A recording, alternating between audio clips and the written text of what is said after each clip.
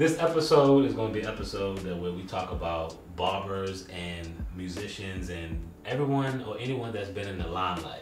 So to my right, we got G that was featured on episode 1, who has also been in the limelight, worked in the limelight as a barber and all those kind of things and entrepreneur and stuff. Then to my left is Mr. Ryan Kilgore. He's Mr. Stevie Wonder saxophone player for over 10 years, which is dope. And I like to call him a brother too. And then Step has been right hand from the beginning of this Barbers Doc podcast / Barbers Doc / a whole bunch of other stuff. So let's dive in. So Step, let me ask you this question.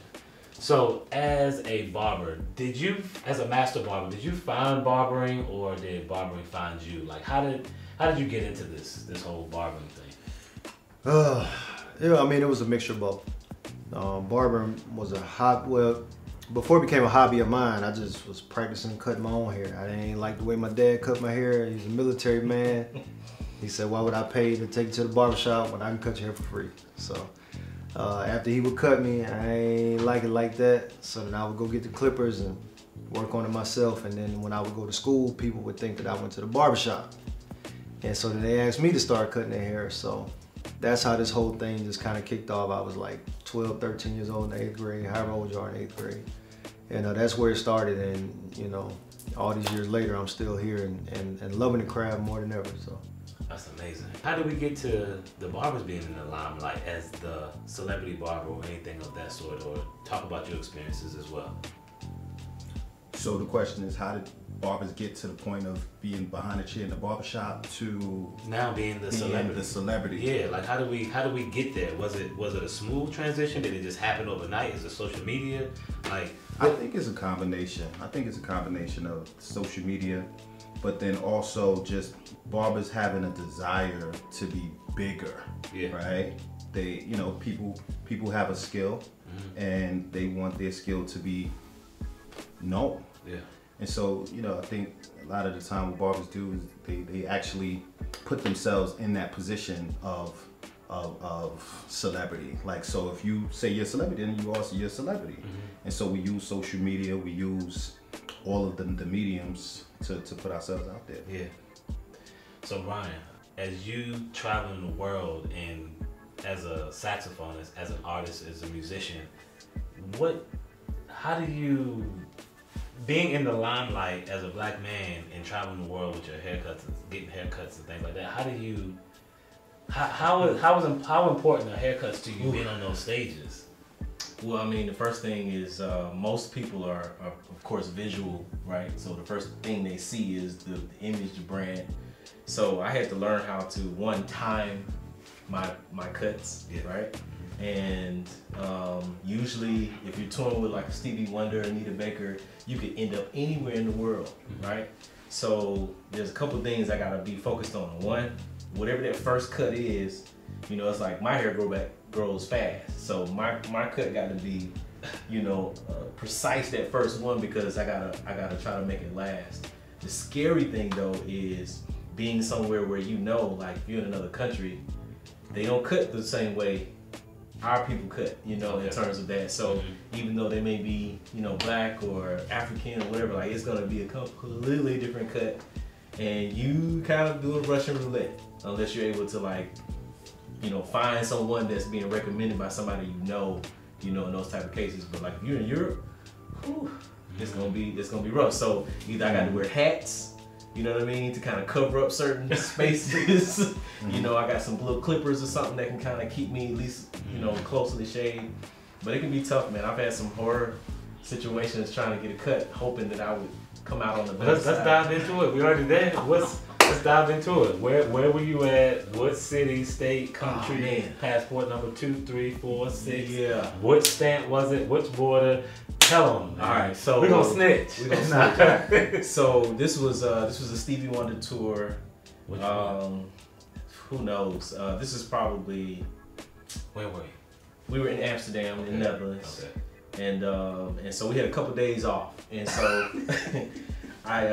North Sea Jazz Festival was going on, and went down to the concierge, and there's a bunch of brothers in the band, so everybody's looking for a barber. Everybody's like, yo, anybody seen and know a barber? So the concierge is like, yo, I got the best black barber in this whole side of, you know, Amsterdam. Yeah, right. So we're like, okay. Now I've been, you know, going to the barbershop since I was a little shorty, so sometimes you could sit, because it could be packed in the barbershop, right? So you could always, when you walk in the barbershop, everybody else cutting, but it's that one guy that ain't got nobody in his chair, right? And so you being in that culture, you kind of can pick that person out in the barbershop, no matter what barbershop you go in, to be like, I'll wait. So this time, me and a couple of the guys, there's maybe two other musicians, one of the guys, he made the appointment. We said, hey man, we'll ride with you to the appointment, right? So we get in, I was like, well actually, he made the appointment, I'm gonna chill and see what happens. Like, this is my concept of, that's safe. I'm not gonna be the first one in the chair, okay? Because I need to, because I still got a couple more days before the show. So we get in, this is too funny. We get in, he's getting his haircut, and the first lady, nothing against any gender barber, right? Because I know some dope female barbers. Yeah, and she's cutting his hair, and she just, like, there's no route. She's just taking it all off. So I'm like, whoa. Okay, this is yeah, they said no route like a road, man. It's just, no, I know. Hey, let's go with the grain. Let's go with it or something. So the guy that looked like he was a decent barber, he's lining somebody else up. And I noticed that she stopped cutting. And then I was like, why did she stop cutting? Oh, she's just the prep. He got to go to her. He got to go to him to get the line up. Oh. So I'm like, so he's not even getting the same cut from the same person. He getting the unrouted cut, and then he getting the line up. So then when he got his line up, he kept saying, no more angles. So whatever was going on, he could feel that the cut was no good, right? So I'm sitting there like, ooh. So they're like, next. I was like, actually, I got a rehearsal I got to get to. Are y'all still open these next couple of days? Oh, so that night we went to a jam session. So we in the jam session, I was like, man, I gotta find me a barber for this show. Right? So I seen a young lady, she looked like a sister. I said, hey, where you from? She was like, oh, I'm from here. I said, look, you look like a sister. Can you find me a barber? I went to this other spot. It was like fresh cuts, kind of pro cuts type thing. And I was like, hey, that's not what I'm used to, right? She's like, oh, I got the perfect person. So by next day he hits me up. I could just tell just from his gangster in the text message that I might be in good hands, right? Yeah. He shows up. He has a t-shirt on. He has a bubble jacket. He got his little joint. I was like, yes, you found him. I got a barber. I found a barber. Man, he laced everybody. For the rest of the band was straight, but that one guy, he had the angles thing going on. But what I was proud of was that I didn't let the pressure of being in that situation make me take that cut, because I already know I was gonna be mad. I'm getting ready to be in front of 17, 20,000 people, and I'm getting shots. Like, they're giving us shots, so I can't afford for the line to be looking like this on the joint. So that was a funny story. I've been in other places too where it was like I had no choice but to get it cut. Yeah. And I'm having to turn my head. I'm having to help the barber, you know, do the cut. And so, but you know, like when you're in the limelight, there's people taking pictures all the time. You after show stuff, doing the show, and that's the worst thing, is your image, your brand being messed up. So I pray that I'm in a position as an artist to be able to take my barber with me. Sure. At some point, to be able, like, hey, or at least fly them out to say, okay, if we're gone for 2 months, I need to fly you out to come and basically take care of the whole group. Sure. And then come stay for a couple shows, you and your wife or whatever, and then send you back, because I don't want to mess up your normal flow, but you know, hopefully it's in a position where. So that's a funny story, man. I'm over there trying to keep my kids away, but I never got my hair cut in another country before, but I've always seen them in the DR drive by. That's a barbershop, but I'm like, oh, okay. I'm gonna keep on driving this straight. So Steph, let me ask you this: how do you prepare somebody for a haircut? Like, that's about to go on stage, or in your experience, like what does that look like? Is it more pressure on you as a barber, like, because you know that they're going to be in the limelight, or is it just like any other? Like, how do you prep for that? Well, being in the industry for 20 years, I think that I've maybe in the beginning felt that pressure, just because of who this person is, and you might have been seeing them on TV for years or whatever the case may be. But I've very quickly been able to get myself out of that and just say, hey man, this person found me or they were referred to me by somebody else. I have to be as confident in my skills as they are in what it is that they do. And I have a job to do, I gotta get it done. And, you know, I like to think of it like, I'm sure LeBron or Kobe when he was alive or MJ when he was playing, you still may get those beginning of the game jitters. I've always heard professional athletes talk about that, but then they always say, but my first time, you know, as soon as I touch the ball, those jitters go away and, you know, you gotta perform. Yeah. And if somebody's hiring you to do a job, you gotta do their job. You can't let the pressure of the situation get to you because you might fold. So just focus on the job that needs to get done and then do it, man. And chances are they're gonna love what you do. Yeah. Especially if they've been referred to you by somebody. Yeah. You know, that person knows what they're looking for and they send them your way. So, you know, you just got to do it. Yeah. Mm-hmm. So G, you say you only cut family and friends, right? Yeah. So, and we have a mutual friend that we found out recently.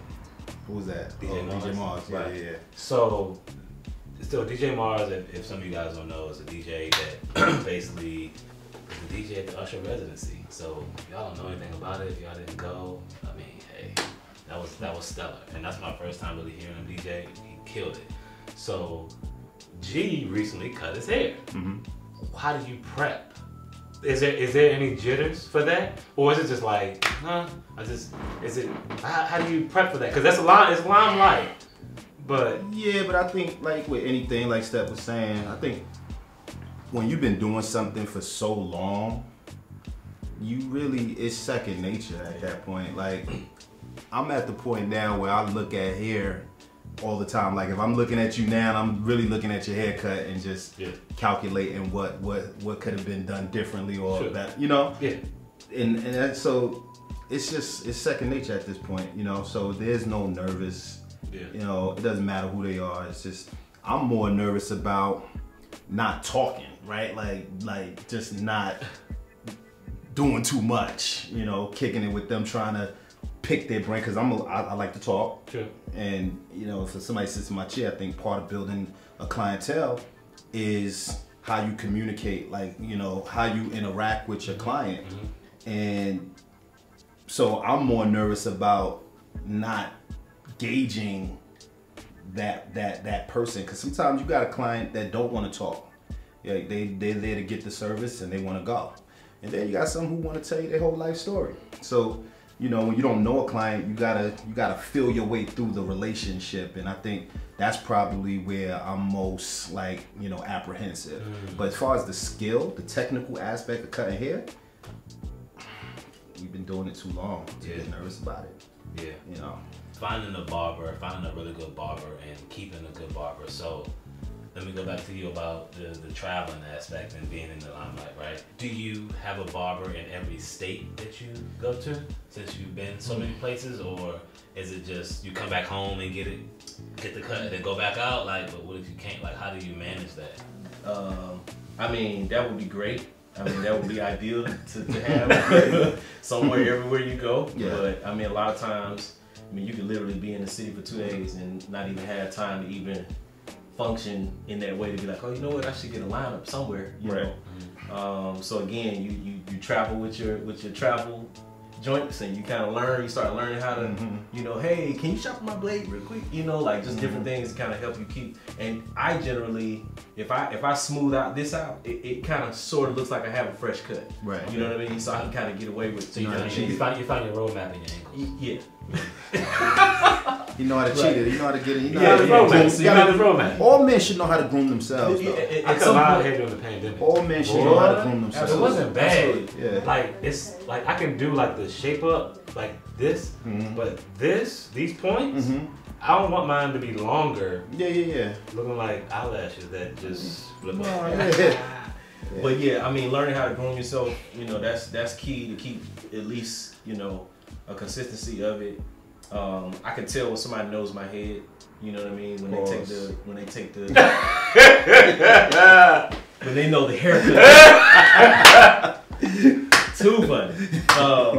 But you know what I mean? Like some barbers are scared to kind of like really learn how to cut your hair, you know, and so you could tell when I can tell when I'm just another haircut, and I can tell when someone's actually taking the time to say, okay, I'm gonna make sure he's really good and put him in a good position for the haircut to last longer than it normally would if I was coming every 2 weeks or every week and a half, you know? Yeah.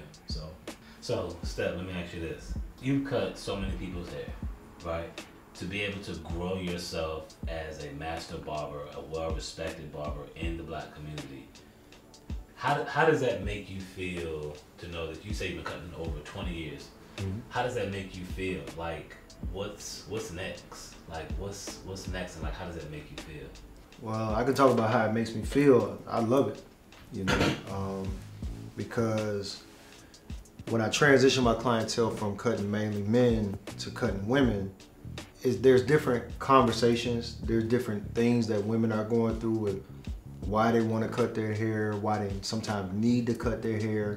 Man, I've you know, barbers are like therapists. So we hear, you know, sometimes you may not be looking for that information, but the person just feels the need to tell you why they're choosing to cut their hair, and it can get heavy sometimes. So being able to touch so many people in person, and then with social media and all that stuff, being able to inspire people all over the world just by posting something, you know, having pictures of your work actually printed out and put on posters and posted in barbershops in other countries that I've never traveled to. Having the videos and stuff be reposted and different things like that, just to provide inspiration, you know, because for a lot of years, unless you was getting like a pixie like Tony Braxton and Nia Long back in the 90s, short hair wasn't seen as feminine. You know, it was like a woman need to have long hair. So being able to put out these more feminine shortcuts without relaxer and all that type of stuff to inspire people and give an idea of what they can have, it's created a whole different genre within barbering. And so I love that. As far as what's next, I started creating my own hair products back in 2019. And well, I started, matter of fact, 2017. And I was in the R&D, the research and development process, for a good amount of time, just making sure that I was gonna love everything. And then when I finally gave the approval for all my formulas for everything to go into production in 2020, that next week, the whole world shut down because of COVID. So now I wasn't able to cut. I didn't have no hair products or none of that. But thankfully, when things opened back up around May, June, they went into production, got the products out. Now I ship products all over the world. So as far as what's next, just trying to get into the retail stores and then get into education, because I want to get from being behind a chair so much, just to, you know, I'm in the process of what I like to call buying back my time. You know, by educating other barbers. We're gonna get some of them barbers worldwide. We're gonna teach them some skills and stuff. So that way, you know, build a network. Absolutely. So when you hit me and say I'm over in Amsterdam, absolutely, I can see you some of my people. I love speaking to existence. It's already out there. It's an atmosphere. But yeah, just having the hair care products, and then, you know, get into some other things. I've seen a lot of barbers, you know, get sick, die behind the chair, and you know, I like to say this too. When a barber dies, everybody's showing up to his funeral with a fresh haircut that somebody else did. So you cannot die behind the chair, because as soon as your life is over, your clients, they will move on. They will move on. And so you have to find ways, other avenues to, you know, generate revenue to get your time back. Spend time with your kids, your wife if you have it, your parents if you still have them, your siblings, travel the world. I love traveling. So yeah, that's what's next. Buying back my time. That's good. Well, I think that's a good wrap up right there. I think that this was good. This was good.